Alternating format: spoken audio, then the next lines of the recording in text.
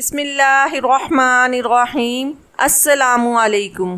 میری بہن مجھ سے حسد کرتی تھی۔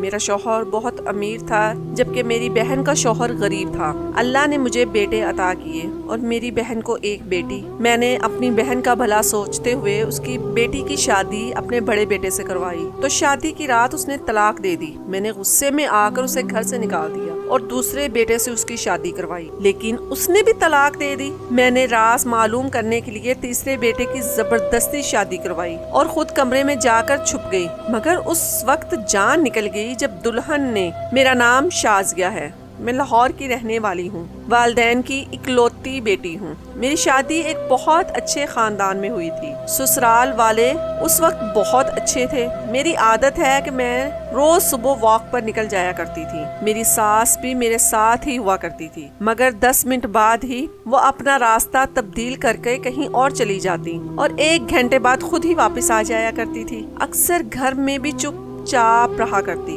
مجھے لگتا تھا کہ میری ساس اندر سے بہت دکھی ہے۔ میں نے بہت کوشش کی کہ وہ مجھے اپنے دل کا درد اور حال بتائیں، مگر وہ ایسا نہ کرتی۔ میں ایک ہسپتال میں ڈاکٹر تھی۔ ایک دن دوپہر کو ہسپتال سے گھر آتے ہوئے میں نے اپنی ساس کو جیل کے باہر دیکھا۔ وہ سڑک کی دوسری جانب تھی، اس لیے جب تک میں وہاں پہنچی تو وہ جیل کے اندر چلی گئی تھی۔ میں نے گیٹ پر کھڑے آدمی سے پوچھا تو وہ کہنے لگا کہ یہ ماں جی اکثر یہاں آتی ہیں۔ آج میں نے ساس سے بات کرنی تھی اور معلوم کرنا چاہتی تھی کہ آخر وجہ کیا ہے اس سارے معاملے کی۔ 1 گھنٹے بعد جب میری ساس جیل سے باہر نکل آئی تو مجھے سامنے دیکھ کر گھبرا گئی۔ میں نے پیار سے کہا کہ ماں جی آپ یہاں کیوں آتی ہیں، کس سے ملنے آتی ہیں؟ آج مجھے یہ سب جاننا ہے۔ میری ساس کہنے لگی تم گھر چلو، میں تمہیں سب بتاتی ہوں۔ ہم گھر آ کر کمرے میں بیٹھ گئے اور میری ساس اپنی کہانی سنانے لگی۔ کہنے لگی کہ میری شادی انتہائی امیر گھرانے میں ہوئی۔ میرے شوہر مجھ سے بہت پیار کرتے تھے۔ اپنے خاندان میں سب سے بڑی بہو ہونے کے ناطے سب میری بہت عزت کرتے اور میرا ہر حکم ماننا بھی کرتے تھے۔ دوسری وجہ یہ بھی تھی کہ خاندان بھر میں صرف میں ہی تھی جس کے صرف بیٹے ہی بیٹے تھے۔ میرے 5 بیٹے تھے اور بیٹی کوئی نہیں تھی۔ مجھے بیٹی کی بہت شدید خواہش تھی، مگر اللہ نے شاید میری قسمت میں بیٹی نہیں لکھی۔ میں تو یہی چاہتی تھی کہ میری پہلی ہی اولاد بیٹی ہو، مگر یہ حسرت ہی رہ گئی۔ 5واں بیٹا بھی 2 سال کا ہی ہوا تھا کہ میرے شوہر ایک حادثے میں انتقال کر گیا۔ میرے بیٹوں میں 2 سال کا ہی فرق تھا اور وہ سب ایک ساتھ جوان ہو رہے تھے۔ خاندان بھر کی نظریں میرے بیٹوں پر جمی تھی کیونکہ وہ نہایت شریف، سعادت مند اور خوبصورت تھے۔ میں نے ان کی پرورش بہت اچھے سے کی تھی۔ مجھے اپنی تربیت پہ ناز تھا۔ میرا بڑا بیٹا اسد 15 سال کا تھا جب میری بہن اپنی بیٹی کو لے کر میرے گھر آئی۔ میری بھانجی 12 سال کی تھی اور بہت پیاری تھی۔ میری بہن نے مجھے کہا کہ آپا ہمارے حالات بہت خراب ہو گئے ہیں، میں اپنی بیٹی کی پرورش نہیں کر سکتی، اسی لیے اسے آپ کے پاس چھوڑنے آئی ہوں۔ آج سے یہ آپ کی بیٹی ہوئی۔ آپ کو بیٹی کی خواہش تھی نا، اب اسے ہی بیٹی بنا لیں۔ میری بھانجی ثنا مجھے شروع سے ہی بہت پیاری تھی۔ میری کوئی بیٹی نہیں تھی تو میں نے اپنی حسرت اپنی بھانجی کو پیار کر کے پوری کر لی۔ اب تو وہ میری بیٹی ہی بن کر ہمارے گھر آ گئی تھی۔ وہ مجھے خالہ ماں کہتی اور میرے آگے پیچھے گھوما کرتی۔ میرے سارے کام اپنے ہاتھوں سے اور بھاگ بھاگ کر کیا کرتی تھی۔ مجھے بھانجی سے بہت محبت ہو گئی تھی۔ جب اچانک 2 ماہ بعد اس کا باپ اسے لینے آ گیا، کہنے لگا کہ میری بیٹی مجھے واپس کروا، اگر پاس رکھنا ہے اس کے نام کچھ جائیداد لگاؤ تاکہ اس کے مستقبل۔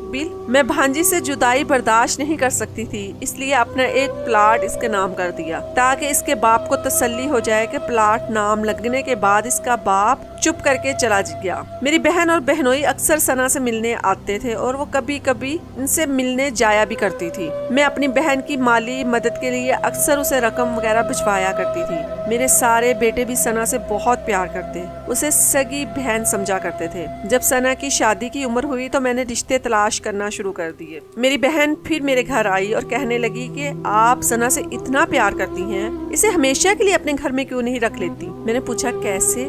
تو کہنے لگی کہ آپ اس کی شادی اپنے بڑے بیٹے سے کروا دیں، وہ ہم سب کی نظروں کے سامنے ہی تو رہے گی۔ تو میں نے کہا ہاں، میں نے تو ایسا کبھی سوچا بھی نہیں تھا۔ اصل میں نے اس کو بیٹی اور اپنے بیٹوں کی بہن ہی سمجھا تھا، لیکن پھر میری بہن نے مجھے سمجھایا کہ بہن بھائی سگے ہی ہوتے ہیں، باقی منہ بولوں کی باتوں میں تو کچھ بھی ہو سکتا ہے۔ اسی لیے ثنا اور اسد کی شادی میں کوئی حرج نہیں تھا۔ اس لیے میں نے اپنے بیٹے سے بات کی تو وہ دھنگ ہو کر کہنے لگا کہ امی، میں نے ثنا کو ہمیشہ چھوٹی بہن سمجھا ہے، میں اس سے شادی نہیں کر سکتا۔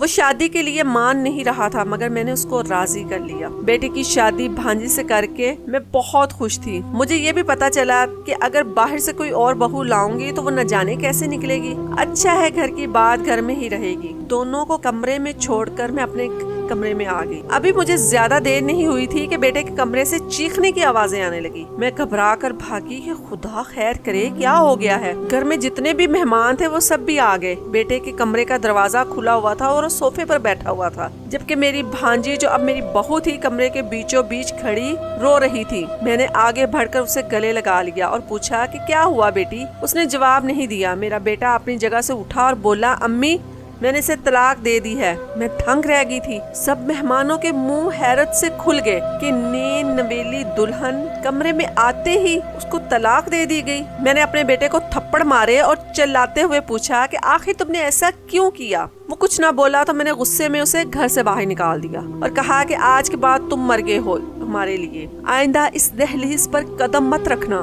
میرا بیٹا گھر سے چلا گیا مگر مجھے وجہ نہیں بتائی کہ اس نے اپنی بیوی کو طلاق کیوں دی۔ میں نے بھانجی سے پوچھا تو کہنے لگی مجھے نہیں پتا۔ کمرے میں آتے ہی کہنے لگا کہ میں تم سے شادی نہیں کرنا چاہتا تھا، اسی لیے تمہیں طلاق دیتا ہوں۔ اتنا بتا کر میری بہو پھوٹ پھوٹ کر رونے لگی۔ سارے مہمان ہم پر تھو تھو کرنے لگے۔ میرے بیٹے نے اتنے لوگوں کے سامنے میری ناک کٹوا دی تھی۔ لوگ میری تربیت پر سوال اٹھانے لگے۔ وہ اپنی بیٹی کو اپنے کمرے میں لے گئی اور میں اپنے کمرے میں آ گئی۔ مجھے یقین نہیں آ رہا تھا چونکہ میرا اتنا قابل اور سعادت مند بیٹا مجھے یوں رسوا کرے گا، اور اپنی بیوی کو اس نے طلاق کیوں دی ہے۔ مجھے وجہ جاننے کی بہت بے چینی ہو رہی تھی کہ آخر کوئی تو وجہ ہوگی۔ اگلے دن میری بہن اور بہنوئی نے بہت ہنگامہ کیا اور کہنے لگے کہ ہماری بیٹی کا مستقبل خراب ہو گیا ہے، کوئی اس طلاقی آفتہ سے شادی کیوں کرے گا؟ آپ کے بیٹے نے میری بیٹی کی زندگی خراب کر دی ہے۔ اس کے پاس تو کوئی دولت یا جائیداد بھی نہیں کہ اسے دولت کی لالچ میں ہی شادی کر لی جائے۔ مجھے ان کے سامنے بہت شرم محسوس ہو رہی تھی کہ میرے بیٹے کی وجہ سے آج مجھے یہ دن دیکھنا پڑا۔ میں نے سوچا تو مجھے لگا کہ میرا بہنوئی صحیح کہہ رہا ہے۔ میں نے بڑے بیٹے کو گھر سے اور زندگی دونوں سے نکال دیا، اس لیے اس کے حصے کی ساری جائیداد بھانجی کے نام کر دی۔ میری بھانجی مجھ سے بہت محبت کرتی تھی، اسی لیے والدین کے کہنے کے باوجود وہ واپس نہیں گئی۔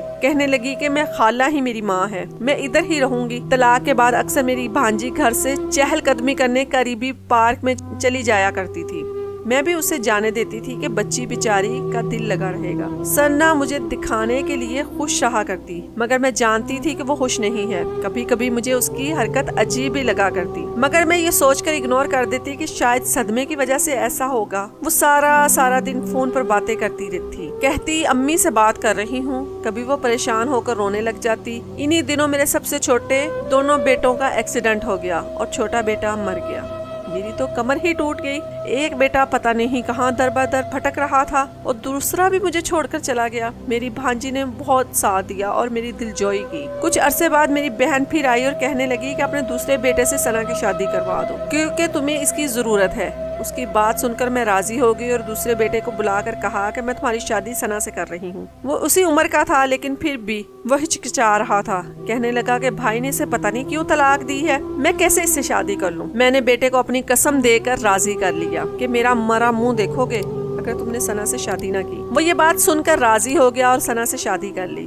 میری بھانجی بیچاری، اس نے تو مجھے صاف کہہ دیا تھا کہ خالہ آپ میری ماں ہیں، کسی فقیر سے بھی شادی کروائیں گی تو میں کر لوں گی۔ ان دونوں کی شادی کروا کر میں بہت مطمئن تھی کہ اب سب ٹھیک ہو جائے گا، لیکن دل میں دھڑکا سا لگا ہوا تھا۔ مثلاً ٹھیک ہونے کی دعا کرتے ہوئے اپنے کمرے میں آ گئی۔ کچھ ہی دیر گزری تھی کہ پھر سے وہی ہوا جس کا مجھے ڈر لگا تھا۔ بیٹے کے کمرے سے شور کی آواز آ رہی تھی۔ میں نے اپنے آپ کو سنبھالتی ہوئی بھاگ کر گئی تو وہی منظر تھا جو میں ایک بار پہلے دیکھ چکی تھی۔ میرے اس بیٹے نے بھی میری بھانجی کو شادی کی پہلی ہی رات طلاق دے دی۔ میں نے وجہ پوچھی تو کہنے لگا کہ کوئی وجہ نہیں ہے اور خود ہی گھر چھوڑ کر چلا گیا۔ یہ معاملہ میری سمجھ سے باہر تھا کہ آخر ایسی کیا وجہ تھی کہ میری بھانجی کو ایک بار پھر طلاق ہوگی۔ اس بیچاری کا تو گھونگھٹ بھی نہیں اٹھایا گیا تھا۔ ایک بار پھر ہماری بے عزتی ہو گئی۔ لوگ کہنے لگے کہ ان کے گھر کو نظر لگ گئی ہے، اچھے خاصے ماں کے فرما بردار لڑکے اس طرح باغی ہو کر گھر چھوڑ کر جا رہے ہیں۔ اس بار معاملہ مجھے مشکوک لگ رہا تھا کہ ایسی وجہ ہوگی نا کہ میرے دوسرے بیٹے نے بھی طلاق دے دی۔ آخر وجہ تھی کیا؟ قصور کس کا تھا، میرے بیٹوں کا یا میری بھانجی کا؟ میں چکرا کر رہ گئی۔ یہ اتنی سیدھی بات ہرگز نہیں تھی کہ جتنی نظر آ رہی تھی۔ میں پاگل ہونے والی تھی۔ میرے دونوں بیٹے گھر چھوڑ کر چلے گئے، ایک مر گیا اور ایک بستر پر تھا۔ اب تیسرے نمبر والا ہی رہ گیا تھا۔ عجیب بات تھی کہ میری بھانجی نے اس بار بھی ماں باپ کے ساتھ جانے سے انکار کر دیا، لیکن میرے ساتھ رہتے ہوئے بھی وہ میرے پاس نہیں ہوا کرتی تھی، ہر وقت کمرے میں بند ہوا کرتی تھی۔ میں ایک دن بیمار ہو گئی تو اپنے بیٹوں کے ساتھ ڈاکٹر کے پاس چلی گئی۔ واپسی پر میں نے بیٹے سے کہا کہ بھوک لگ رہی ہے، کچھ کھا لیتے ہیں۔ ہم دونوں ایک ریسٹورینٹ میں آ گئے۔ ابھی ہم دروازے پر ہی تھے کہ میں نے اپنے بڑے بیٹے کو دیکھا، وہ کسی لڑکی کے ساتھ بیٹھا ہوا تھا۔ اس لڑکی کی ہماری طرف پشت تھی، اس لیے میں اس کو دیکھ نہ سکی۔ میں چپ چاپ بیٹے کو لے کر ایک کونے میں بیٹھ گئی۔ اتنی دور سے مجھے ان دونوں کی باتوں کی آواز تو نہیں آ رہی تھی، مگر لگ رہا تھا کہ کوئی پریشانی والی بات ہے، جبھی وہ دونوں بحث کر رہے ہیں۔ تھوڑی دیر بعد میرا بڑا بیٹا جس لڑکی کے ساتھ وہاں سے باہر نکلا، اسے دیکھ کر میں شک میں مبتلا ہو گئی، کیونکہ وہ تو لگ میری بھانجی رہی تھی، مگر چونکہ اس لڑکی نے نقاب کیا ہوا تھا اس لیے میں اسے پہچان نہ پائی۔ پھر میں نے سوچا کہ بھانجی یہاں کیسے آ سکتی ہے بھلا، اس کی تو طلاق ہو گئی ہے، وہ کیوں یہاں آئے گی؟ میں نے اسی وقت گھر کال کی اور ملازمہ کو کہا کہ دیکھو ذرا ثنا بی بی گھر پر ہے۔ ملازمہ نے کچھ دیر بعد بتایا کہ نہیں جی، وہ تو گھر پر نہیں ہے۔ میرا شک پھر سے بیدار ہو گیا۔ گھر آ کر میں نے اپنی بھانجی پر نظر رکھنا شروع کر دی۔ اس کی کوئی خاص یا قابل مشکوک حرکت نظر آئی، سوائے اس کے کہ وہ کبھی کبھی اکیلے باہر چلے جایا کرتی۔ ایک دن میں بھی اس کے پیچھے پیچھے چلی گئی۔ مجھے اس وقت جھٹکا لگا جب وہ پارک میں میرے دوسرے نمبر والے بیٹے سے ملی۔ وہ کافی دیر اس سے باتیں کرتی رہی۔ وہ واقعی ہی میرے بیٹوں سے مل رہی تھی، مگر کس لیے اور کیوں؟ انہوں نے تو اس کو طلاق دے دی تھی۔ میں نے بھانجی سے کئی بار پوچھنے کی کوشش کی کہ میرے بیٹوں نے تمہیں طلاق کیوں دی تھی، مگر وہ کچھ نہ بتاتی۔ آخر میں یہ راز جاننے کا فیصلہ کر چکی۔ ایک دن بھانجی سے کہا کہ میں تمہاری تیسری شادی اپنے تیسرے بیٹے سے کروانا چاہتی ہوں، کیا تم راضی ہو؟ میری بھانجی کہنے لگی کہ آپ میری ماں ہیں، جو چاہے میری زندگی کے ساتھ کریں، آپ کا حق ہے۔ میں اس کی شادی صرف اس لیے اپنے تیسرے بیٹے سے کروانا چاہ رہی تھی کہ اس راز کا پتہ چلا سکوں کہ آخر ایسا ہوتا کیوں ہے۔ میں نے یہ شادی طے کر دی۔ میری بھانجی بہت خوش لگ رہی تھی۔ میرا بیٹا اس سے 2 سال چھوٹا تھا، مگر اس نے پھر بھی میرے فیصلے پر سر جھکا لیا۔ شادی والی رات میں نے بیٹے کو کہا کہ میری طبیعت ٹھیک نہیں ہے، جاؤ مجھے دوا لا دو۔ وہ کپڑے بدل کر چلا گیا۔